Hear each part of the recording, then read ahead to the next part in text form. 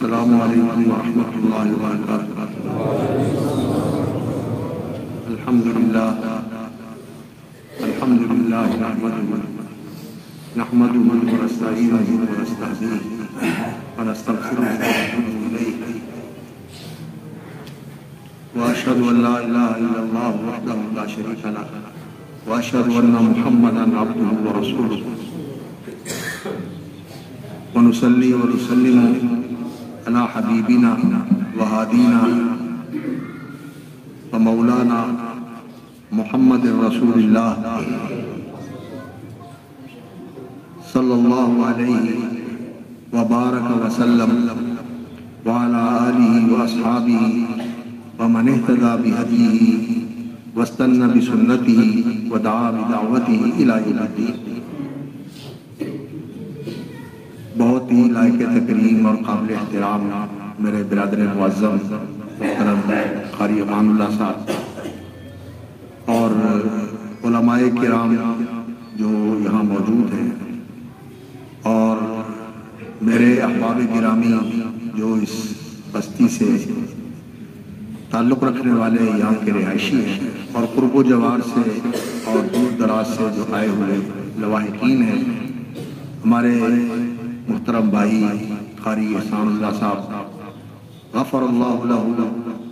والحقہ بالصالحین ورفع درجتہ فی المہدیین واسکنہ جنت الفردوس وخلفہ فی عقبہ فی الغابرین۔ ان کے جنازے میں شرکت کے لیے اللہ تعالی ہمارے محترم بھائی کی مغفرت فرمائے، اور ان کے لواحقین کو اللہ تعالیٰ صبر جمیل عطا فرمائے، اور اللہ رب العزت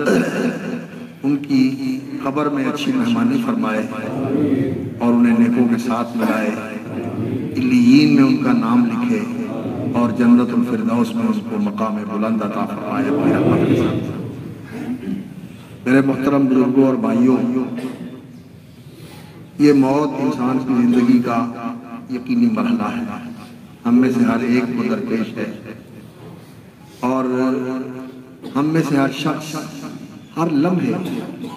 زندگی اس کی گھٹ رہی ہے اور موت اس کے قریب آ رہی ہے۔ زندگی گھٹ رہی ہے، انسان گنے ہوئے سانس لے کے دنیا میں آیا ہے اور گنی ہوئی گھڑیاں لے کے دنیا میں آیا ہے، اور گنے ہوئے لقمے انسان کے لیے لکھے گئے ہیں کہ اس نے اتنے لقمے کھانے ہیں، اتنی بھوک پانی پینا ہے، اور اتنے سانس اس نے لینے ہیں، اور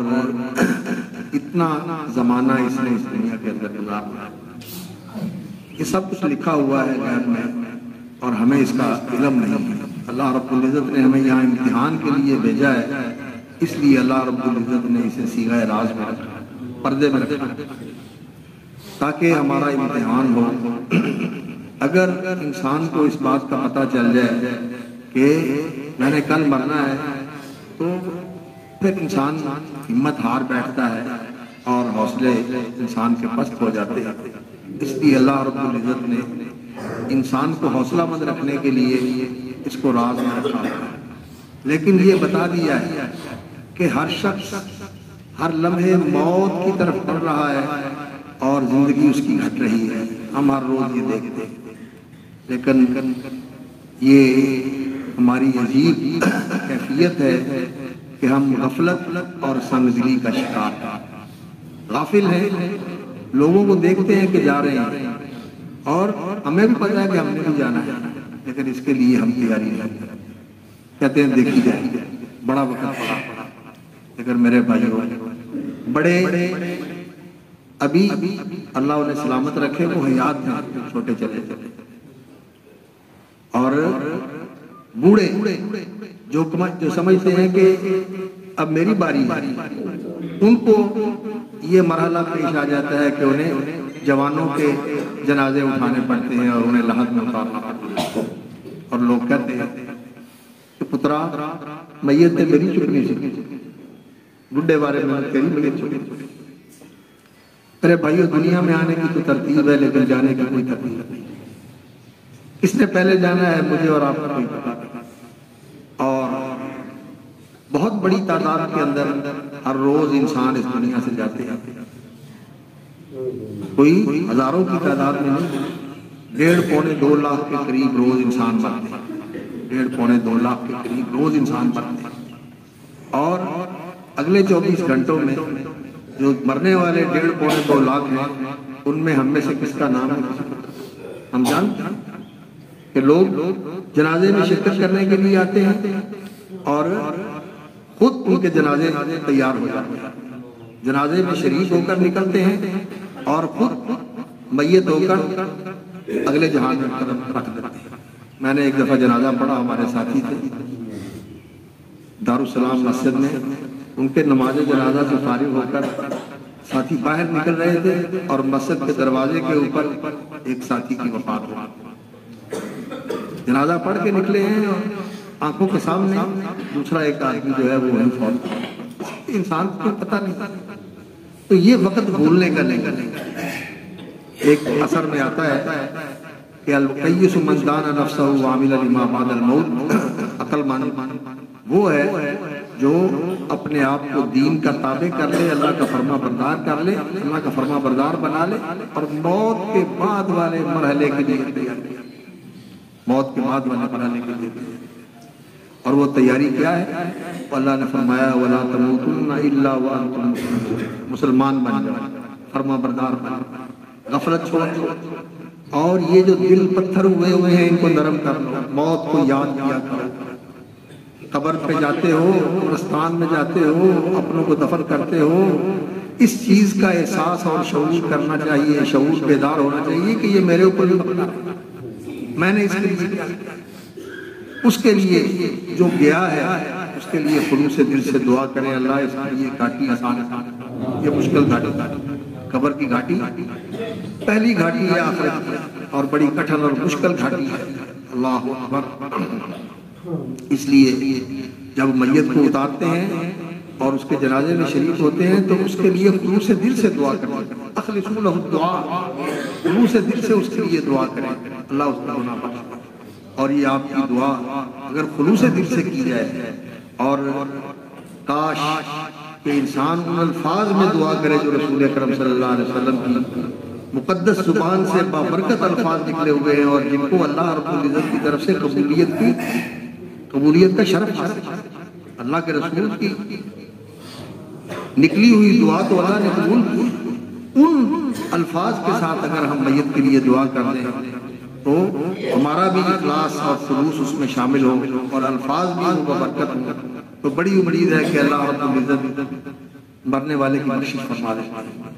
رسول اکرم صلی اللہ علیہ وسلم نے فرمایا 40 بندے مسلمان اہل توحید اس بندے کے لیے جنازہ پڑھتے ہیں اور اس کے لیے خلوص دل سے دعا کرتے ہیں، اللہ رب العزت ان کی دعا سے اس کی بخشش فرما دے۔ اور جیسے مجھے بیٹے بتا رہے تھے عبداللہ سلمہ اللہ کہ ان کے والد صاحب اللہ تعالیٰ نے انہیں حسن خاتمہ نصیب فرمایا، اللہ تعالیٰ نے انہیں حسن خاتمہ نصیب فرمایا، اللہ۔ سورج غروب ہوا اور رات شروع ہوئی اور مغرب کی اذان بلند ہوئی، اور انہوں نے نماز کے لیے اللہ کا پیغام سنا اور اذان کا جواب دیا، اذان کا جواب دیا۔ طبیعت خراب تھی اور نزا کا وقت تھا، لیکن انہوں نے اذان کا جواب دیا، اور لا الہ الا اللہ یہ آخری الفاظ ان کے سنے گئے اور وہ اللہ کے پاس پہنچ گئے۔ یہ حسن خاتمہ کی بات ہے، یہ خوش نصیبی کی بات ہے کہ انسان اللہ کی دعوت پہ لبیک کہتا ہوا دنیا سے چلا جائے۔ میرے بھائیوں، اللہ تعالی ہم سب اسی طرح کلمہ نصیب کرے اور اللہ کی دعوت پہ لبیک کہتے ہوئے ہم دنیا سے جائیں، یہ بڑی سعادت کی بات ہے۔ تو انسان کو جنازے کے اندر خلوص دل سے دعا کرنی چاہیے میت کے لیے، اس کا حق ہے، یہ اس کا حق ہے، اور یہ ہمارے ذمہ اس کا حق فرض ہوتا ہے۔ اس لیے جنازوں کے اندر بڑے اہتمام کے ساتھ شریک ہوا اور خلوص دل سے دعائیں کیا کریں، اور کوشش کیا کریں کہ ہم ان دعاؤں کے ساتھ اپنے عزیزوں کے لیے، اپنے دوستوں کے لیے، اپنے احباب کے لیے اللہ سے دعا کریں جو رسول اکرم صلی اللہ علیہ وسلم کی زبان اقدس سے نکلے ہوئے الفاظ یا صحابہ اور تابعین نے جن الفاظ کے ساتھ دعائیں کی۔ اور اس کے بعد میرے بھائیوں، زندگی کے اندر جو انسان جہاں بھی رہتا ہے، وہ قاری ہو، حافظ ہو، وہ عالم ہو، کوئی بھی بہرحال انسان، اور انسان ہونے کے ناطے انسان سے کمی کوتاہی ہو جاتی ہے، رشتہ داروں کے ساتھ، دوست احباب کے ساتھ، بستی والوں، محلے داروں اور ملنے جلنے والوں، خاندان برادری والوں کے ساتھ بھی کمی کوتاہی ہو جاتی ہے۔ اس لیے جب کوئی بھائی چلا جائے، جب کوئی عزیز چلا جائے، پھر کھاتے صاف کر دینا چاہیے، گلے شکوے اور رنجشیں، شکایتیں یہ سب ختم کر دینی چاہیے۔ اب اللہ کے پاس چلا گیا، ہم معاف کر دیں گے، اللہ ہمیں معاف کرے گا، اللہ معاف کرنے والوں کو معاف کرے گا۔ اور بھائیوں، ہر جانے والا یہ پیغام دیتا ہے کہ دیکھو میں جا رہا ہوں اور تم نے بھی میرے پیچھے آنا۔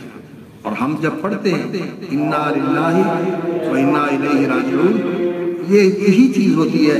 کہ ہم اللہ کے ہی ہیں اور اللہ نے ہمیں لے جانا ہے، اور ہم نے بھی اللہ کے پاس صبر کرنا چاہیے اور اللہ سے اجر کی امید رکھنی چاہیے، اور خلوص دل کے ساتھ میت کے لیے دعا کرنی چاہیے۔ اب اذان شروع ہو گئی ہے، میرا خیال ہے آپ سنتیں پڑھ لیں اور نماز کے بقیہ جو سنن ہیں وہ ادا کر کے جنازے کی تیاری کریں۔ بارک اللہ فیکم۔ میں تمام لواحقین کے ساتھ اور اس بستی والوں کے ساتھ جو ان کے سارے احباب ہیں تعزیت کرتا ہوں، اپنی طرف سے، اپنے بھائیوں کی طرف سے، عبد محمد شریف صاحب، مولانا ارشاد اللہ صاحب کی طرف سے۔ یہ ہمارا بیٹا ہے اور قاری صاحب ہمارے بھائی ہیں اور یہ بھی ہمارے بھائی تھے، اللہ تعالیٰ ان کی مغفرت فرمائے اور جملہ لواحقین کو اللہ تعالیٰ صبر جمیل عطا فرمائے اور اس صدقے کا اجر دے، اور جو ان کے پسماندگان ہیں اللہ اپنی رحمت کے ساتھ ان کی کارسازی اور اللہ رب العزت ان کی دستگیری فرمائے۔ السلام علیکم ورحمۃ اللہ وبرکاتہ۔